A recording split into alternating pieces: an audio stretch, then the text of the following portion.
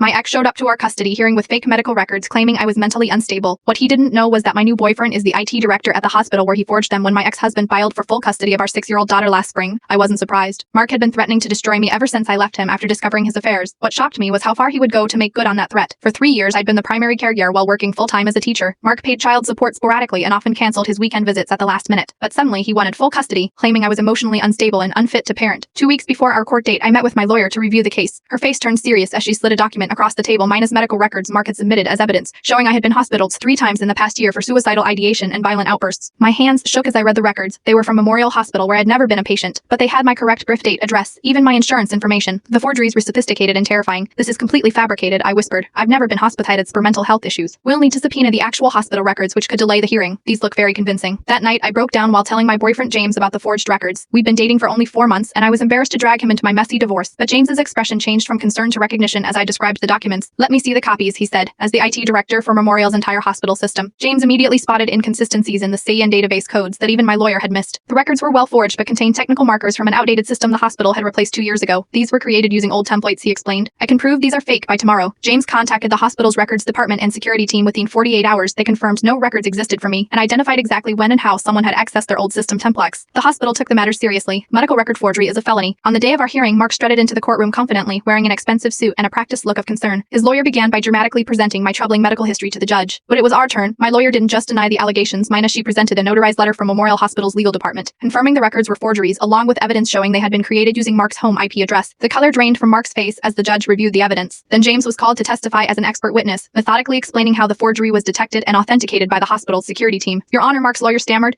My client was given these records by a concerned friend. He had no knowledge they were enough. The judge interrupted, her expression severe. I'm referring this matter to the district attorney for criminal investigation. These actions show a disturbing disregard for this court and, more importantly, for the well-being of the child in question. Not only did the judge grant me full custody with supervised visitation from Mark, but she also ordered him to undergo a psychological evaluation before his visitation could begin. As we left the courthouse, James squeezed my hand. When I took that IT job 5 years ago, I never imagined I'd be using my skills to protect my girlfriend's daughter. Sometimes life puts exactly the right person in your path at exactly the right time, and sometimes the elaborate traps others set for us become the very ones they fall into themselves. Some people use deception to destroy others. Others use truth to protect what matters most. I know which example I want to set for my daughter.